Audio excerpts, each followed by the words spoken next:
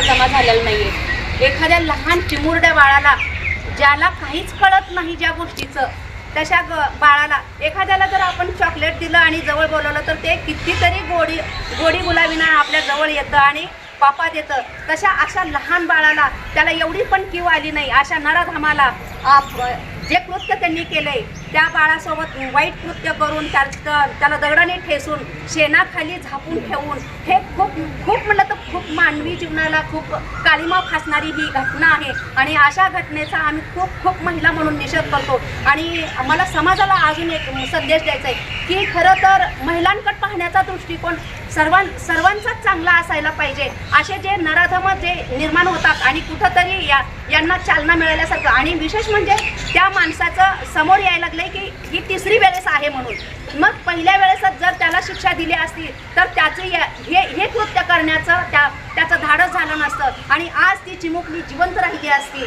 अशा ज्या गोष्टी घडतात तेव्हा त्याचा कानाडोळा न करता प्रशासनाला माझी एकच विनंती आहे, कठोरात कठोर त्याला शिक्षा दिलीच पाहिजे। आणि जेव्हा अशा गोष्टी घडतात तेव्हा त्यांना शिक्षा दिलीच पाहिजे। त्यांना गैर नाही करायला पाहिजे, त्यांचा कुठलाच विचार नाही करायला पाहिजे। एवढंच आम्ही शासनाच्या पुढं विनंती करतोय। आणि महिलांच्या वतीनं मी प्रशासनाला आणि शासनाला दोन्ही ह्यांना विनंती करते की जेव्हा असे कृत्य घडतात तेव्हा त्याला कुठंतरी आळा बसलाच पाहिजे आणि असा आळा बसला पाहिजे की त्याचं कृत्य परत करण्याची कधी कोणाचीही दुसऱ्यांची धाडस झाली नाही पाहिजे म्हणून विनंती करते। आणि आम्ही तीव्र नजरुकर महिला पुरुष सर्वच मिळून निषेध करतो।